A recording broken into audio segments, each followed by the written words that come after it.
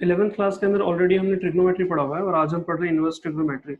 जिस तरीके से ट्रिग्नोमेट्री के कुछ फंक्शंस हुआ करते थे, sine theta, cos theta, tan theta, cosec theta, sec theta and cot theta, वैसे ही कुछ फंक्शंस जो हैं वो इनवर्स ट्रिग्नोमेट्री फंक्शंस के भी होते हैं। तो इनवर्स ट्रिग्नोमेट्री फंक्शंस में कौन कौन से फंक्शंस होते हैं, पहले एक बार वो फंक्शंस देख लेते हैं हम, कि फंक्शंस कौन कौन से हैं। तो इनवर्स ट्रिग्नोमेट्री फंक्शंस कौन कौन से हैं, शॉर्ट में अगर मैं इसको लिखूं, आई टी एंड एफ लिख रहा हूँ, यानी कि इनवर्स ट्रिग्नोमेट्री फंक्शंस। तो इनवर्स ट्रिग्नोमेट्री फंक्शंस कौन से हैं? सबसे पहले साइन, जैसे हम साइन एक्स पढ़ते हैं वैसे यहाँ पे क्या हो जाएगा, यहाँ पे -1 आ जाएगा, यानी कि इसको हम रीड करेंगे साइन इनवर्स एक्स। ऐसे दूसरा कॉस इनवर्स एक्स, अगला इसमें टेन इनवर्स एक्स, मतलब जो -1 का साइन है वो इनवर्स को रिप्रेजेंट कर रहा है, और बाकी सेम इसके opposite, that means cosec inverse x and sec inverse x, यानी कि -1 पावर, और कॉट इनवर्स एक्स। तो ये यहाँ पर हमारे पास 6 जो है इनवर्स ट्रिग्नोमेट्री फंक्शंस आ रहे हैं, ठीक है। तो ये 6 इनवर्स ट्रिग्नोमेट्री फंक्शंस हैं। इस चैप्टर में मैं इन फंक्शंस के बारे में पढ़ना है सारा का सारा। ट्रिग्नोमेट्री फंक्शंस हम ऑलरेडी 10th में पढ़ चुके हैं, 11th में काफी डिटेल में पढ़ चुके हैं, 11th क्लास में, और 12th क्लास के अंदर इनवर्स ट्रिग्नोमेट्री फंक्शंस हमें यहाँ पे रीड करने हैं, इनके फंडामेंटल्स को समझना है। अब इनकी वैल्यूज के कुछ ग्राफ होते हैं, लेकिन मैं आज उस क्लास में नहीं बता रहा हूँ ग्राफ्स, मैं नेक्स्ट में बताऊंगा इनकी वैल्यूज के ग्राफ, ठीक है। अभी यहाँ पर जो है कुछ और चीजें भी हमें समझनी है, जैसे छोटी छोटी चीजें, जैसे हमें पता है sine theta is equal to 1 में कॉसेक थीटा होता है, और कॉसेक थीटा जो होता है, कॉसेक थीटा जो होता है 1 में साइन थीटा होता है, और ऐसे ही बाकी भी होते हैं, कॉस और सेक होता है, टेन और कोट होता है। लेकिन इनवर्स में ऐसा नहीं होगा, क्योंकि इनवर्स तो खुद अपने आप में 1 की फॉर्म को रिप्रेजेंट कर रहा है। देखो हम चाहे तो उसको ऐसा लिख सकते हैं साइन इनवर्स को, कि साइन की पावर कितनी, -1। हालांकि हम ऐसा कहीं पे यूज करेंगे नहीं, लेकिन ये चीज होती है, मतलब हम इसको ऐसा लिख सकते हैं, साइन इनवर्स का मतलब है साइन एक्स की पावर -1, और उसको हम लिख सकते हैं 1 में साइन एक्स, ठीक है। लेकिन हमें इस चैप्टर के अंदर इस कंडीशन को यूज नहीं करना, हम कहीं पर भी ऐसा लिखेंगे, क्योंकि ऐसा लिखेंगे तो कंसेप्ट बिगड़ जाएगा। मतलब आपको कभी भी इसको इसके बराबर नहीं लिखना, ये सही है वैसे तो, लेकिन लिखना नहीं है हमें इसको, साइन इनवर्स एक्स को 1 में साइन एक्स नहीं लिखना, ठीक है। तो मैं यहाँ पे क्या करता, एक चीज तो मैंने बता दी कि ये चीज हमें यूज नहीं करनी है, ये इंपॉर्टेंट है, खास करके ध्यान रखना कि कहीं भी साइन इनवर्स एक्स को हमें 1 में साइन एक्स नहीं लिखना। अब अगर हम इसका रिवर्स करना भी चाहते हैं, हम इसका अपोजिट चाहते भी हैं, जैसे मैंने यहाँ पे बताया कि साइन थीटा का रिवर्स क्या होता है, कॉस थीटा होता है, मतलब इसका जो रेसिप्रोकल होता है वो कॉसेक थीटा होता है। तो अगर हम यहाँ पे इसको कॉसेक में कन्वर्ट करना भी चाहते हैं, तो ये फंक्शन हमारा नीचे नहीं जाएगा, फंक्शन नीचे नहीं जाएगा, उसका जो एंगल होगा ना वो रेसिप्रोकल हो जाएगा। यानी कि हम कह सकते हैं sine inverse x is equal to cosec inverse 1/x, या फिर हम कह सकते हैं cosec inverse x is equal to sec inverse sine cosec inverse x is equal to sine inverse 1/x, ठीक है। सेम ऐसे बाकी भी जो अपोजिट होते हैं उनको भी लिख सकते हैं, जैसे हम लिख सकते हैं कि cosec inverse x is equal to sec inverse 1/x, और अगर ये वाला कॉसेक इनवर्स, अगर सेक इनवर्स होगा तो उसका भी एंगल उल्टा हो जाएगा, आपस में एक दूसरे के रिवर्स होंगे। अगर सेक इनवर्स एक्स है तो कॉस इनवर्स 1/x हो जाएगा। मतलब वहां पर पूरा का पूरा फंक्शन चेंज होता था, साइन थीटा से 1/cosec थीटा, यहाँ पर क्या होगा, थीटा का रिवर्स हो जाएगा। अगर साइन इनवर्स एक्स है तो कॉसेक इनवर्स 1/x हो जाएगा। सेम ऐसे ही tan inverse x is equal to होगा कॉट इनवर्स 1/x, और अगर कॉट इनवर्स एक्स है तो इसका मतलब उसको अगर हम 10 में कन्वर्ट करेंगे तो टेन इनवर्स 1/x। कहने का मतलब अगर मैं लिखता हूँ साइन इनवर्स 1/2, तो इसका मतलब वो हो जाएगा कॉसेक इनवर्स 2/1, ठीक है। तो एक तो हमें ये कुछ फॉर्मूलेस पता होने चाहिए यहाँ पे, जो मैंने अभी बताया यहाँ पे, तो डिस्कस करें, ठीक है। और दूसरी चीज मैंने यहाँ पर कहा कि कहीं पर भी हमें जो है इस चीज का यूज नहीं करना, हमें साइन इनवर्स एक्स को 1 में साइन एक्स नहीं लिखना। ये होता तो है, सही होता है, लेकिन जो इनवर्स ट्रिग्नोमेट्री का कंसेप्ट बना हुआ है वो इनवर्स के बेसिस बना हुआ है। आप देख रहे हो, अगर ऐसा होता तो हम इसको 1 में साइन लिख देते, लेकिन हम नहीं लिख रहे, हम उसको कॉसेक में कन्वर्ट कर रहे हैं, ठीक है। एंगल का रेसिप्रोकल होगा। तो कुछ ये ट्रिग्नोमेट्री फंक्शंस थे, यहाँ पे इनवर्स ट्रिग्नोमेट्री फंक्शंस थे, सारे के सारे फॉर्मूलेस हमारे वही यूज होंगे जो 11th क्लास के अंदर यूज हुए थे, ठीक है। कुछ कुछ न्यू क्रिएट हो जाएंगे उन्हीं के बिहाफ पे, ओके। सो ये कुछ फंक्शंस मैंने बताया और कुछ यहाँ पे छोटे छोटे फॉर्मूलेस बताए, बाकी मैं नेक्स्ट बताता हूँ अभी आगे, ठीक है। तो अब मुझे बताना है इसके अंदर प्रिंसिपल वैल्यूज। देखो प्रिंसिपल वैल्यूज क्या होती है, हर एक फंक्शन की अपनी एक फिक्स रेंज होती है या अपनी एक फिक्स डोमेन होती है। अपनी एक फिक्स डोमेन है और अपनी एक फिक्स रेंज है। वो कैसे होता है, वो उनकी मैक्सिमम या मिनिमम वैल्यूज के अकॉर्डिंग होता है। जैसे साइन की जो मिनिमम वैल्यू होगी वो होगी -1 से 1, ठीक है ना। तो ये इसकी रेंज हो गई, फिलहाल ये वैल्यूज है। और अगर हम डोमेन की बात करें तो उसकी डोमेन होगी -π/2 से π/2। मतलब एक ही बात है, ये दोनों चीजों का मतलब एक ही है। कहने का मतलब यहाँ पे सिर्फ ये है कि अगर हम प्रिंसिपल वैल्यूज को समझ रहे हैं तो जो साइन होगा या कॉस होगा या टेन होगा या कोई भी इनवर्स फंक्शन होगा, उसकी वैल्यू जो होगी वो क्या होगी, उसकी डोमेन के अंदर या उसकी रेंज के अंदर अगर वो लाई करती है, उसकी डोमेन के अंदर या उसकी रेंज के अंदर, मतलब सिर्फ मैं इसी की बात कर रहा हूँ, इसकी डोमेन की बात कर रहा हूँ, ठीक है ना। अगर वो उसकी डोमेन या रेंज के अंदर अगर वो लाई करती है तो वो प्रिंसिपल वैल्यू होगी, ठीक है। जैसे यहाँ पर अगर हम देखें तो इसमें जो साइन है, साइन के लिए क्या वैल्यूज दे रखी है हमें, -π/2 से π/2। अगर इसके अंदर बिलोंग्स करती होगी वैल्यू तो वो उसकी प्रिंसिपल वैल्यू है, अगर इसमें बिलोंग्स नहीं करती होगी तो वो उसकी प्रिंसिपल वैल्यू नहीं है। जैसे अगर मैं इसको लिखना चाहूँ तो मैं इसको लिखूंगा -90 से 90। तो अगर आपके सामने 45 में लिख दूं 45, तो क्या 45 इसके अंदर आएगा? बिल्कुल आएगा। तो इसका मतलब 45 इसकी प्रिंसिपल वैल्यू होगी। अगर मैं लिख दूं 30, तो 30 इसके अंदर लाया करेगा? बिल्कुल करेगा। 30 इसकी प्रिंसिपल वैल्यू होगी, मतलब किसकी? साइन की। अगर मैं मान लो लिख देता हूँ, अगर मान लो मैं लिख देता हूँ 100, तो 100 क्या इस रेंज के अंदर आएगा? इसके अंदर आएगा? इसके अंदर नहीं आएगा, इससे बाहर होगा, तो इसकी प्रिंसिपल वैल्यूज नहीं होगी, ठीक है। अगर कोई भी वैल्यू उस डोमेन या रेंज के अंदर लाई करती है तो वो प्रिंसिपल वैल्यू होगी, अदरवाइज वो प्रिंसिपल वैल्यू नहीं होगी। जैसे मैंने यहाँ पर कहा कि कोस के लिए जो वैल्यू है, सॉरी साइन के लिए जो वैल्यू है, इसको बड़ा करता हूँ थोड़ा सा ना।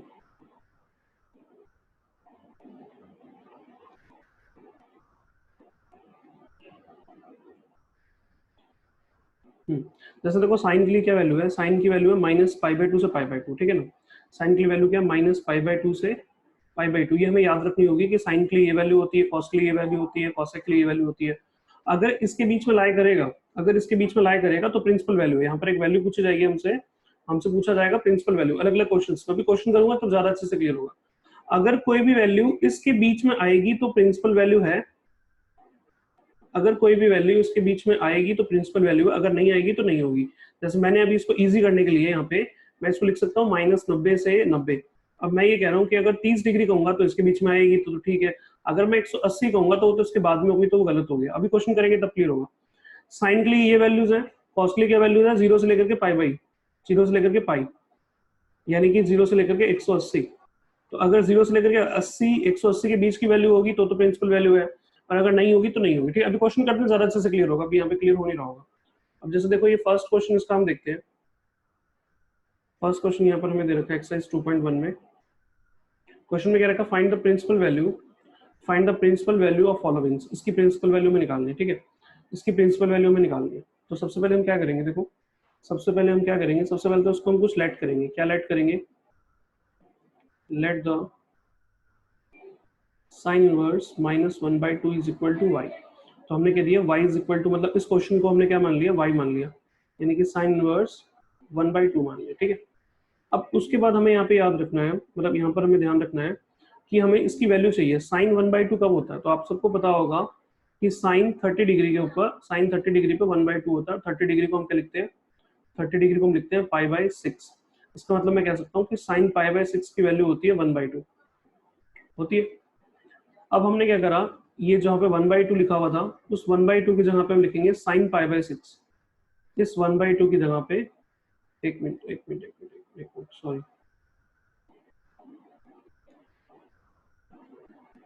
लेट कर लिया y is equal to sine inverse minus है इसमें, सॉरी, ठीक है। तो एक तो पहले एक फॉर्मूला लिख देता हूँ यहाँ पर मैं, साइन इनवर्स माइनस एक्स जो होता है वो माइनस साइन इनवर्स एक्स होता है। जैसे हम लोगों ने पढ़ा होगा 11th क्लास में, साइन माइनस थीटा क्या होता है? माइनस साइन थीटा, वैसे ये होता है। तो सबसे पहले तो माइनस को बाहर ले आए, हम माइनस को बाहर लेके आ गए, तो यहाँ पे बचेगा 1/2। अब मैंने बताया कि इसकी वैल्यू हमें चाहिए, और इसकी वैल्यू मैं समझा ही रहा था कि 1/2 की वैल्यू क्या होगी साइन के केस में। तो साइन के केस में 1/2 की वैल्यू होती है, मतलब साइन 1/2 कब होता है? साइन π/6 पे होता है। तो मैंने इस 1/2 की जगह पे, इस 1/2 की जगह पे इस साइन की वैल्यू लिख दी, साइन की वैल्यू कितनी होगी π/6, ठीक है, इतना क्लियर है। अब यहाँ पर एक आइडेंटिटी यूज होगी हमारी कि अगर एक साइन है और उसके एंगल में भी साइन है, ऐसा करके लिखा हुआ है, एक इनवर्स में एक बिना इनवर्स में, तो ये दोनों कट जाते हैं, मतलब कटते नहीं है लेकिन इसको हटा देते हैं, ये और ये दोनों के दोनों खत्म हो जाते हैं, बचता क्या है, एक्स बचता है। मैं दोबारा से बताता हूँ, देखो अगर मान लो एक कॉस है और यहाँ पे इनवर्स लिखा हुआ है और उसके एंगल में अगर कोस है, तो यहाँ पे कॉस से कॉस क्या होगा, खत्म हो जाएगा, ये कॉस से कॉस खत्म हो जाएगा, बचेगा क्या, एक्स। ये क्यों होता है धीरे धीरे समझ में आएगा अभी आगे। अगर मान लो मैं ऐसे एक और एग्जांपल लिखता हूँ सेम एंगल में, अगर टेन इनवर्स लिखा मैंने और यहाँ लिखा टेन थीटा, तो टेन और टेन ओवर हो जाएंगे, बचेगा क्या, थीटा। लेकिन अगर मैंने लिखा टेन इनवर्स और यहाँ लिखा मैंने सेक थीटा, अब ये खत्म नहीं होंगे, ठीक है ना, मतलब ये सेम होने चाहिए तब होगा, एक इनवर्स में और एक विदाउट इनवर्स में, एक इनवर्स में और एक विदाउट इनवर्स में अगर होंगे तो वो दोनों के दोनों ओवर हो जाएंगे और उसकी जगह पे जो इसका एंगल बचेगा वो आ जाएगा, जैसे एक्स बचा एक्स बचा एक्स आ जाएगा। अब मुझे बताओ कि यहाँ पर क्या ये चीज बन रही है, साइन साइन इनवर्स थीटा क्या हो जाएगा, थीटा बचेगा। अभी मैंने बताया यहाँ पे ये दोनों कट जाएंगे, मतलब खत्म हो जाएंगे, ओवर हो जाएंगे, बचेगा क्या, एक्स, यानी कि एक्स आ गया। तो साइन इनवर्स एंड उसके एंगल में साइन थीटा, तो साइन से साइन ओवर हो गया, बचा कितना, थीटा।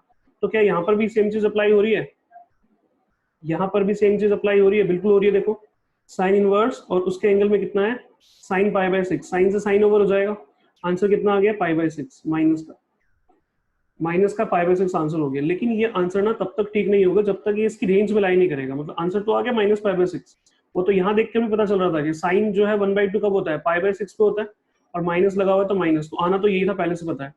लेकिन यहाँ पर हमें चेक करना है क्या ये अपनी रेंज में आ रहा है, साइन की अपनी रेंज क्या होती है, साइन की जो अपनी रेंज होती है वो ये होती है, यानी कि -π/2 से π/2 तो क्या इसके बीच में ये वैल्यू आ रही है, क्या ये वैल्यू -π/2 से π/2 के बीच में आ रही है, बिल्कुल आ रही है, क्योंकि ये क्या होता है, ये होता है -90 से लेके 90, और इसका मतलब क्या है, -30, तो भाई -30 आएगा ना इसके बीच में, तो इसका मतलब आंसर यही होगा। मतलब हमें ये देखना है कि उसकी जो अपनी जो रेंज है या जो डोमेन है उसमें वो चीज लाई करनी चाहिए, और हमारे यहाँ पे हम कह सकते हैं कि बिलोंग्स करती है किससे, ये बिलोंग्स करती है -π/2 से π/2। कहने का मतलब सिंपल सा है कि हमें इसको सॉल्व करना है, और सॉल्व करके ये सारा कट पिट के जो लास्ट में ये चीज आती है हमारी, इसको हमें चेक करना है कि क्या वो अपनी इस रेंज में लाई करता है। अगर लाई करता है तब तो आंसर है, और अगर नहीं करता तो उसको मॉडिफाई करेंगे, उसको हम चेंज करेंगे, वो मैं आगे बताऊंगा। अभी फिलहाल तो सिंपल सा आंसर हो गया। तो दो चीजें करनी है यहाँ पर सिर्फ हमें, अगर माइनस है तो बाहर कर दिया इस फॉर्मूले के अकॉर्डिंग हमने, दूसरा ये जो वैल्यू थी 1/2, ये वैल्यू हमने यहाँ पे रखी कि 1/2 साइन कब होता है, π/6 पे होता है। उसके बाद फिर ये आइडेंटिटी थी कि साइन और साइन ओवर हो जाएंगे अगर एक इनवर्स में और एक बिना इनवर्स में, इसमें इनवर्स नहीं है और इसमें इनवर्स है, तो ये दोनों ओवर हो जाएंगे, तो बचता क्या है, एक्स। तो हमने यहाँ पर ये देखा कि साइन इनवर्स था और ये विदाउट इनवर्स था, ये दोनों कट के क्या बचेगा, π/6 बचा, यानी कि एक्स बचा, और माइनस का साइन था, ये आ गया। अब ये आंसर हो गया, लेकिन अभी हमें चेक करना था क्या ये इसकी रेंज में लाइक करता है, तो हमने देखा इसकी रेंज क्या है, -π/2 से π/2 है साइन की, तो ये इसकी रेंज में आ रहा है, बिल्कुल आ रहा है, तो आंसर ठीक हो गया। देखो सेकंड क्वेश्चन देखते हैं इसका। सेकंड क्वेश्चन में फिर से इसको हम लेट कर लेंगे, y इज इक्वल टू, देखो चलो मैं पहले एक वही तरीका बताता हूँ जो मैंने किया था अभी, cos इनवर्स √3/2, ठीक है। तो अब हमें देखना है कि cos √3/2 कब होता है, cos √3/2 कब होता है, 30 डिग्री पे होता है, 30 डिग्री। मतलब अरे यार सचिन बीच में नहीं, मुझे पता है। देखो cos √3/2 कब होता है, cos √3/2 होता है 30 डिग्री पे, यानी कि π/6 पे होता है, ठीक है। तो हमने इसकी जगह पे ये वैल्यू रख दी, इसकी जगह पे वैल्यू रख दी हमने cos इनवर्स, और यहाँ लिखा हमने cos π/6। नाउ हमें पता है कि cos inverse and cos theta, हम इसको चेंज करके क्या लिख सकते हैं, थीटा लिख सकते हैं। तो यहाँ पर भी कुछ ऐसा ही होगा, क्या होगा इसके अंदर, cos इनवर्स और ये cos ओवर, तो बचेगा कितना, π/6। अब ये आंसर तो हो गया, लेकिन हमें देखना है कि अपनी जो उसकी वैल्यूज थी उसमें लाई करता है ये।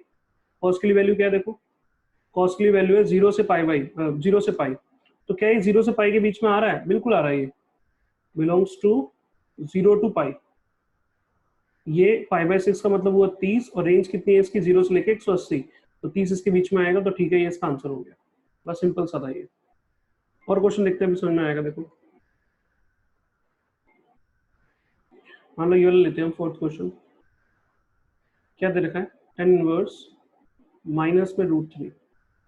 अब मैंने सबसे पहले बताया कि tan इनवर्स माइनस थीटा क्या होता है, माइनस टेन इनवर्स थीटा होता है। इसका मतलब सबसे पहले माइनस बाहर आ जाएगा, इसमें सबसे पहले इसमें क्या होगा, माइनस बाहर आ जाएगा, तो माइनस का टेन इनवर्स √3 आ जाएगा। अब हमें देखना है कि टेन जो होता है वो √3 कब होता है, तो अगेन ये भी 60 डिग्री पे होता है, तो इसकी जगह पे हम लिख सकते हैं यहाँ पे कितना, 10π/3। नाउ अब हम देखेंगे यहाँ पे कि हमें पता है कि जब टेन एक इनवर्स होता है और एक विदाउट इनवर्स होता है और दोनों एक ही फंक्शन में दो एंगल्स होंगे, तो tan inverse and tan theta, ten से टेन ओवर हो जाएगा, बचेगा थीटा, तो हमारे पास कितना आ गया, हमारे पास ओवर करके आ गया -π/3। लेकिन ये तब तक आंसर नहीं हो सकता जब तक ये अपनी रेंज में नहीं होगा। अब उसकी रेंज देखो, टेन की रेंज क्या है, टेन की रेंज है -π/2, -π/2 से π/2, ठीक है ना, जिसके अंदर π/2 इंक्लूड नहीं है, ओपन ब्रैकेट है यहाँ पे, ओपन ब्रैकेट का मतलब समझ रहे हो, ये इंक्लूड नहीं है इनके बीच की वैल्यूज, जबकि साइन के केस में क्लोज ब्रैकेट है, साइन के केस में क्लोज ब्रैकेट है, यानी कि -π/2 से π/2 ये दोनों इंक्लूड है। ये तो खैर पता ही होगा, तुम लोगों ने पढ़ा ही है, सारी चीजें पढ़ी हुई है। तो अभी देखो क्या ये इसके अंदर लाई कर रहा है भाई, इसका मतलब होता है -90, इसका होता है 90, और इसका मतलब माइनस का 60, तो ऑब्वियसली माइनस का 60 इधर आएगा, बीच में पहले आएगा, तो इसका मतलब ये अपनी रेंज से, अपनी डोमेन से बिलोंग्स कर रहा है, तो इसका मतलब ये आंसर हो गया, ये इसकी प्रिंसिपल वैल्यू हो गई। दैट मीन्स कोई भी वैल्यू जो अपनी डोमेन या रेंज के बीच में लाई करेगी, डोमेन रेंज एक ही बात होती है, बस उनको लिखने का तरीका बदल जाता है, तो इनके बीच में अगर लाई करेगी तो प्रिंसिपल वैल्यू होगी। साइन इनवर्स -x जो होगा वो माइनस साइन इनवर्स x होगा, और कॉसेक इनवर्स -x जो होगा वो भी माइनस कॉसेक इनवर्स x होगा, यानी कि माइनस बाहर आ जाएगा। टेन इनवर्स -x जो होगा उसमें भी क्या होगा, माइनस बाहर आ जाएगा। लेकिन बाकी फॉर्मूलेस के बीच में क्या होगा, अगर हम कॉस की बात करते हैं, कॉस इनवर्स -x क्या होगा, वो होगा पाई माइनस में कॉस इनवर्स x। कॉस के केस में माइनस बाहर नहीं आएगा, जैसे आप लोगों को याद होगा कॉस माइनस थीटा क्या होता था, कॉस थीटा, माइनस खत्म हो जाता था, तो यहाँ पर भी कुछ इसके लिए इस तरीके का फॉर्मूला है, इसको भी हम वेरीफाई प्रूफ कर सकते हैं, लेकिन अभी फिलहाल सिर्फ इतना समझो उसका फॉर्मूला है ये। ओके, तो ये वाला इंपॉर्टेंट है फॉर्मूला, क्योंकि इसमें माइनस अगर हम बाहर लेके आ रहे हैं तो पाई माइनस में कॉस इनवर्स एक्स करना पड़ रहा है।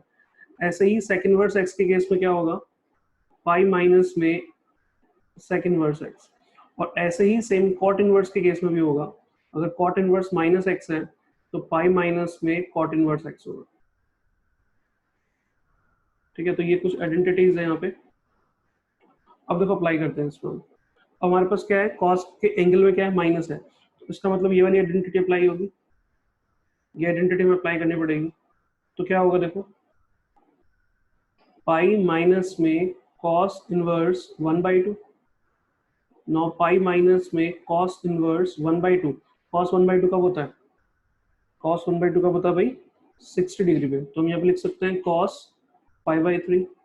ना इस कॉस में ये कॉस ओवर हो जाएगा, ये कॉस और कॉस ओवर हो जाएगा, अभी मैंने फॉर्मूला बताया, कॉस इनवर्स और एंगल में अगर कॉस थीटा ही है तो थीटा बचता है, तो क्या बचेगा, पाई माइनस में π/3, और अगर हम इसका एलसीएम ले तो कितना आएगा यहाँ पे, इसका एलसीएम ले तो 3 माइनस में 2, यानी कि 2π/3 इसका आंसर हो गया। और अब देखना है कॉस अपनी रेंज में लाई कर रहा है, कॉस की रेंज होती है -0 से पाई होती है, 0 से पाई होती है, इसका मतलब है 270, सॉरी 270 नहीं,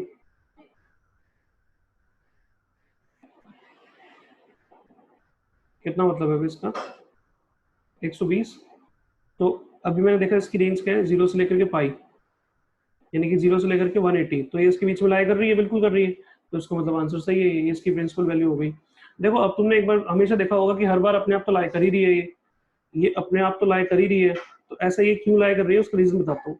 अभी फिलहाल ये क्लियर हो गया क्योंकि हमने फॉर्मूले का यूज किया, अगर हम फॉर्मूले का यूज नहीं करते ना तो हम इसको कैसे करते, देखो अभी तो हमने इसमें फॉर्मूले का यूज कर लिया और आंसर आ गया, अगर हम इसमें फॉर्मूले का यूज नहीं करते तो हम इस क्वेश्चन को कैसे करते, देखो देखो क्वेश्चन क्या था, कॉस इनवर्स -1/2। ना मैंने यहाँ पे माइनस को बाहर नहीं निकाला, मैंने इसकी जगह पे लिख दिया माइनस कोस π/6, सॉरी π/3 लिख सकते हैं। ये हमने पढ़ा था ये चीजें तो, कि मतलब cos 1/2 की वैल्यू कब होती है, π/6 पे होता है, माइनस लिख दिया। अब इस cos इनवर्स को इस cos से मैं काट नहीं सकता जब तक यहाँ से माइनस नहीं होगा, क्योंकि cos इनवर्स और जो उसका यहाँ पे cos होता है थीटा, ये दोनों ओवर होकर क्या हो जाएंगे थीटा। यहाँ पे कुछ होना नहीं चाहिए, लेकिन अभी इस माइनस की वजह से प्रॉब्लम आ रही है कि मैं इसको इसको काट नहीं सकता।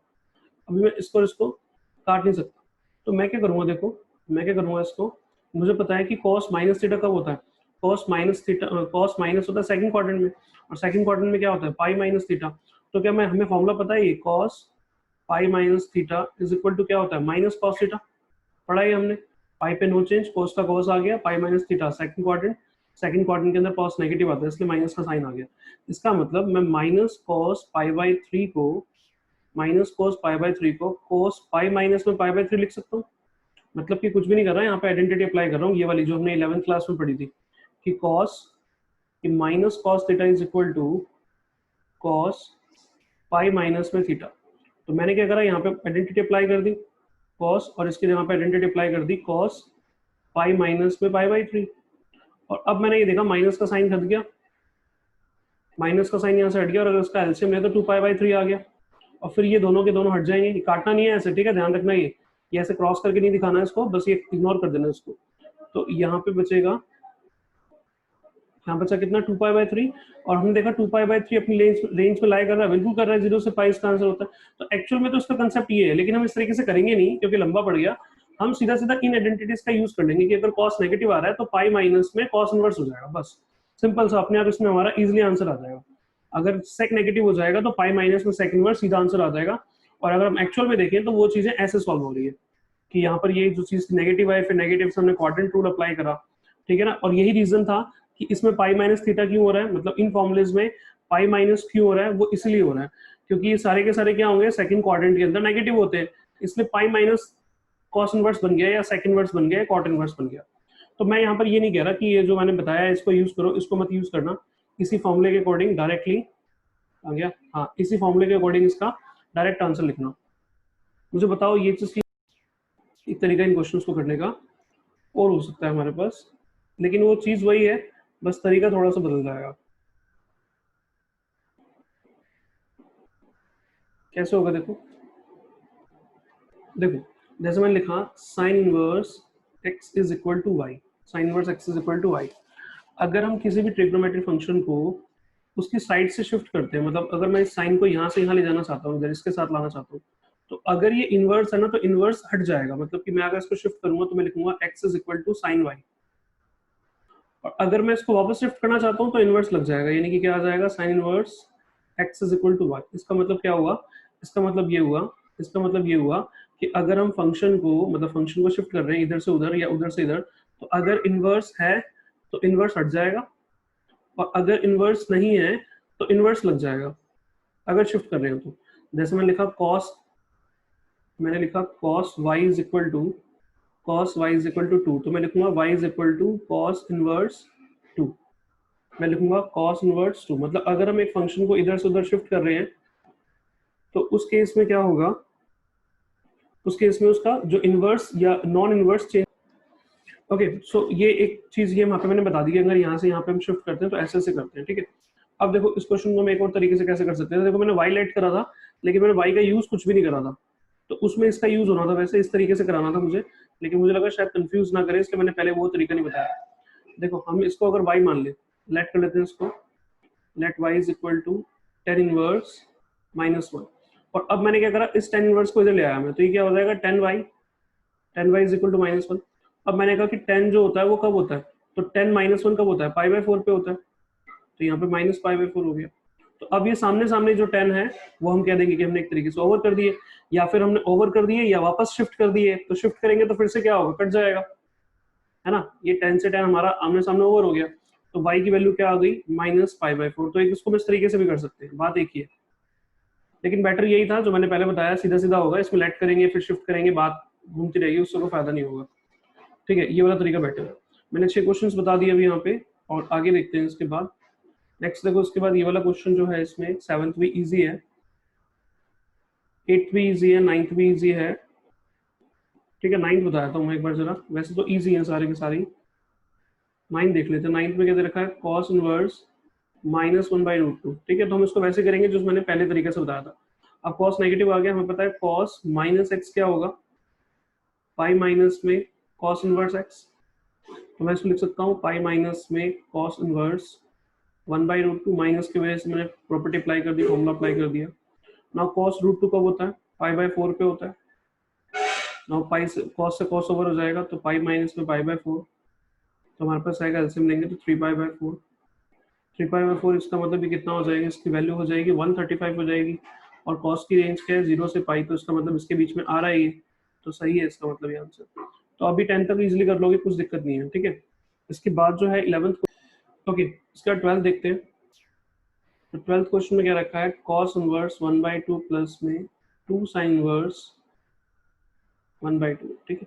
तो दोनों को अलग अलग कर लो, एक साथ भी कर सकते हो। तो कॉस इनवर्स, मतलब मैं कहता या तो इस क्वेश्चन को पहले अलग से सॉल्व कर लो, इस क्वेश्चन को अलग से सॉल्व कर लो, और दोनों यहाँ पे रख दो, आंसर आ जाएगा। या फिर एक साथ भी कर सकते हो, तो एक साथ ही कर लेते हैं इसको हम। कॉस इनवर्स, कॉस 1/2 कब होता है, कॉस 1/2 होता है किस पे, पाई/3 के ऊपर।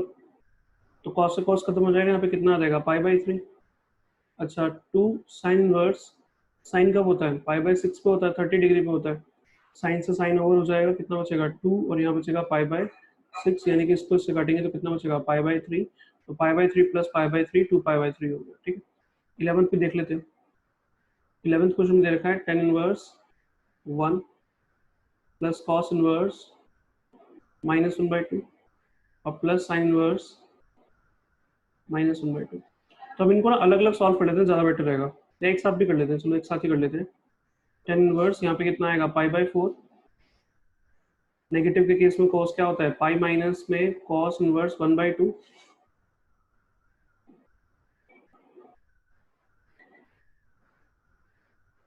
और साइन के केस में तो माइनस बाहर आ जाता है, साइन के केस में तो कोई दिक्कत ही नहीं है, बस अब वैल्यूज रख दो। ये इसमें ओवर होके कितना हो जाएगा, पाई/4। पाई माइनस में यहाँ पे कितना आएगा, कॉस इनवर्स, यहाँ पे कितना आएगा, कॉस पाई/3।